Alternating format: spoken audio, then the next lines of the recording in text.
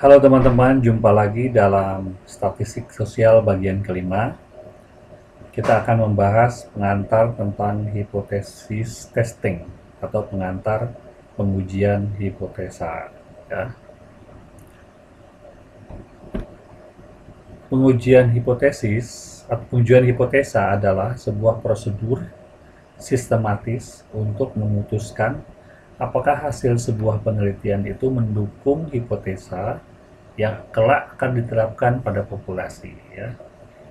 Contohnya ini kita ambil seorang peneliti ingin menarik sebuah kesimpulan dari sebuah populasi tertentu. Ya. Dia ingin meneliti tentang sebuah vitamin yang diberikan kepada seorang bayi. Ya. Apakah si bayi ini dengan diberikan vitamin, maka bayi ini akan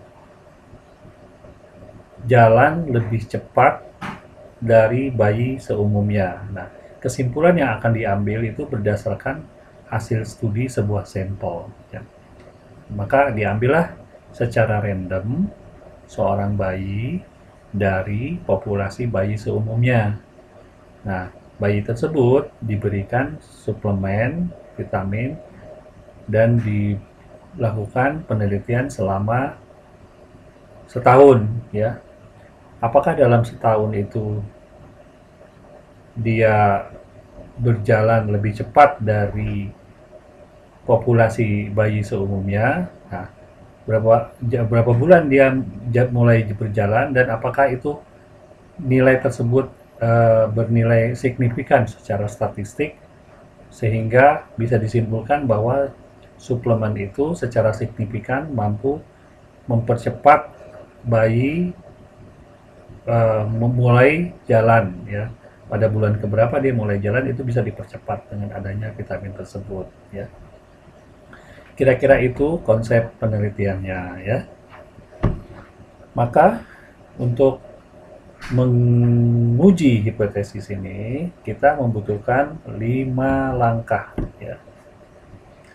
5 langkah pengujian hipotesis ini harus dipahami karena terus akan digunakan sebagai dasar pengujian hipotesis pada kasus-kasus berikutnya nanti, ya. Step pertama adalah membuat statement mengenai riset hipotesis, disebut juga dengan HA atau H1, ya, dan null hipotesis atau H0. Nah, H1 dan H0 ini didasarkan dari dua populasi yang kita lakukan studi, populasi in general, ya, dan populasi yang bayi yang mendapat suplemen. Jadi populasi pertama adalah bayi yang mendapat suplemen, ya. Populasi kedua adalah bayi yang mendapat dan bayi yang tidak mendapat suplemen, bayi seumumnya, ya. Nah, bayi seumumnya ini sebagai komparasi distribusi kita nanti, ya. Oke. Nah, hipotesis risetnya adalah H1-nya adalah bayi yang diberi vitamin jalan lebih cepat, ya, dari bayi seumumnya, ya. Sedangkan hipotesis nolnya adalah bayi yang mendapat suplemen dan tidak mendapat suplemen tidak ada perbedaan. Kapan dia mulai jalan, start workingnya, ya, itu tidak ada perbedaan. Kemudian step kedua kita menentukan karakteristik distribusi populasi pembandingnya atau distribusi populasi duanya ini.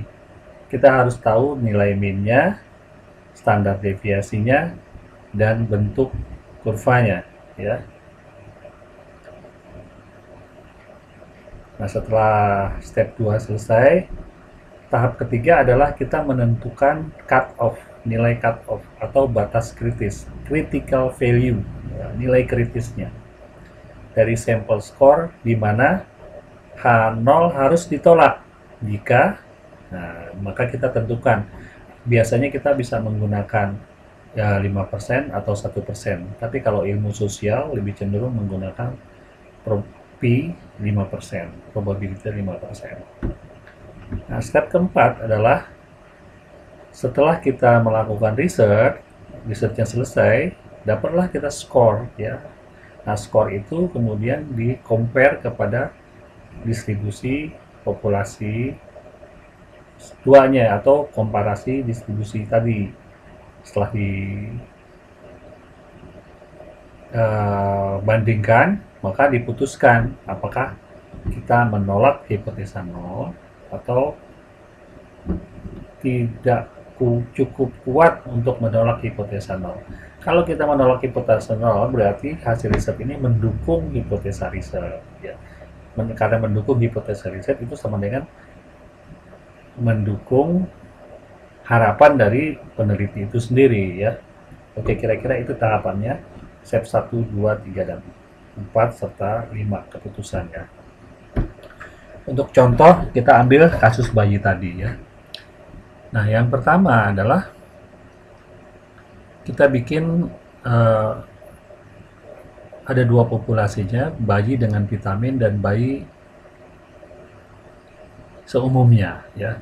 Maka hipotesa risetnya adalah bayi dengan vitamin jalan lebih cepat dari bayi seumumnya ya. Hipotesa nolnya adalah bayi dengan vitamin dengan bayi seumumnya nggak ada perbedaan, sama aja kapan dia jalannya ya.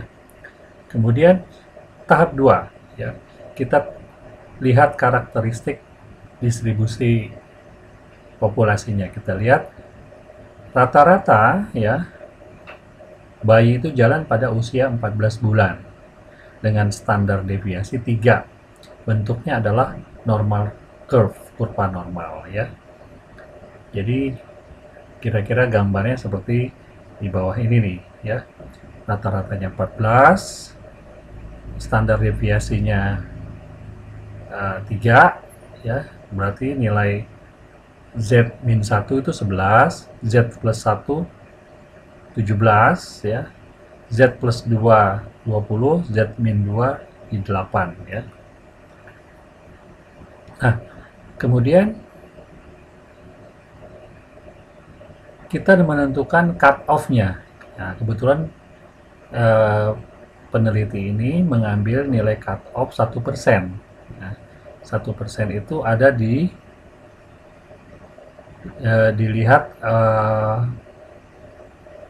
dilihat di tabelnya ya, minus 2,33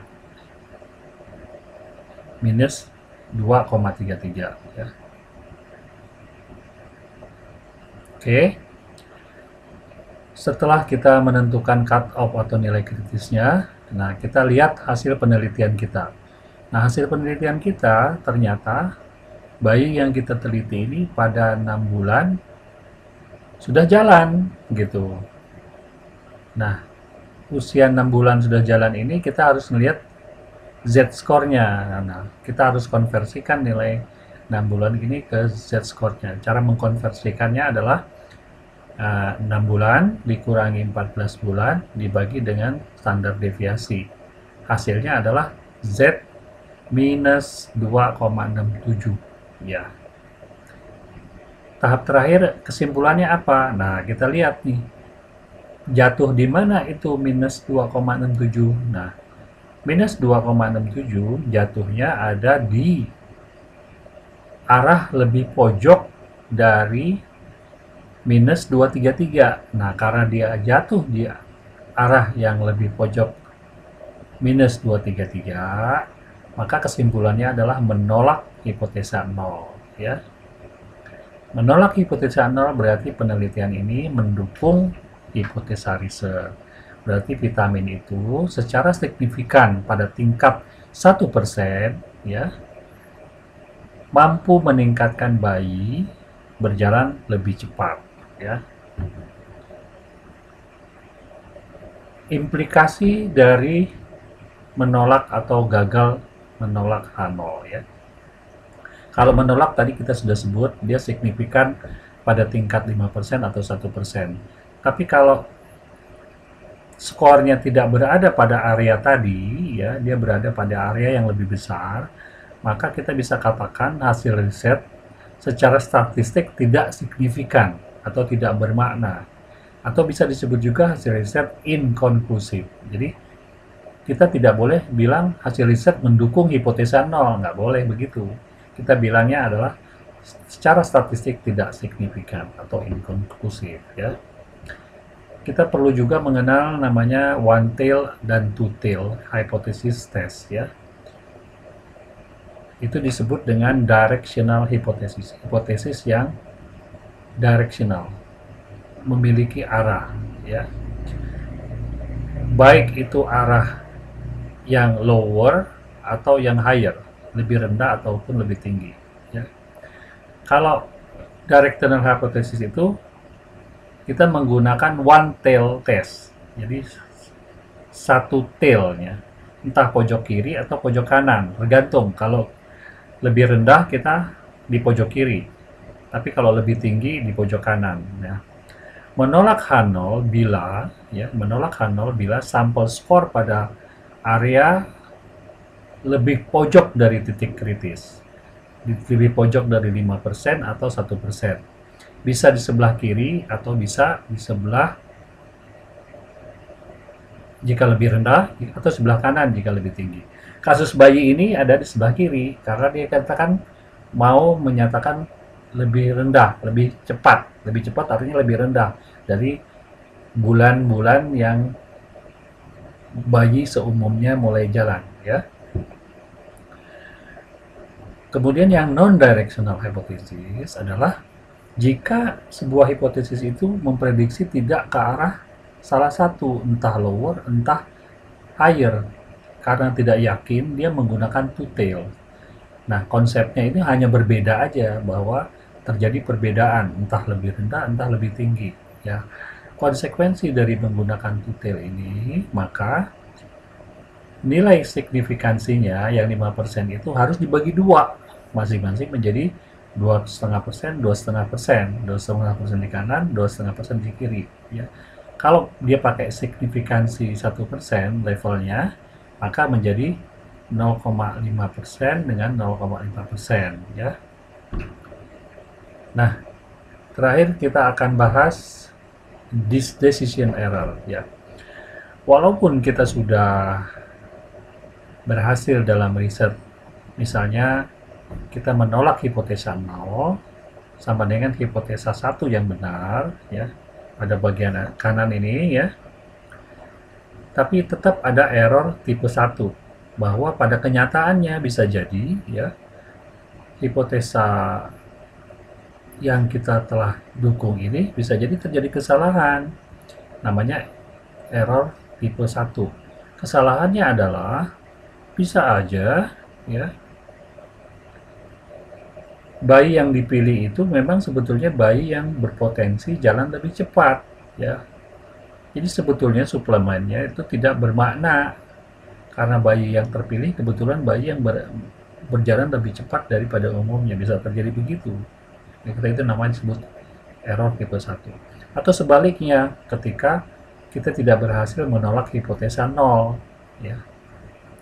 Berarti kan hipotesa 0 yang benar, ya, correct decision-nya adalah hipotesa 0 tidak berhasil ditolak, tidak mampu menolak hipotesa 0.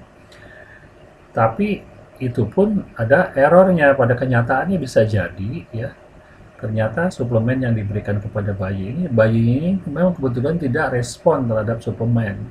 Responnya sangat kecil sekali. Bayi-bayi lain memiliki respon yang lebih bagus, ada efeknya, tapi bayi yang ini kebetulan tidak punya respon.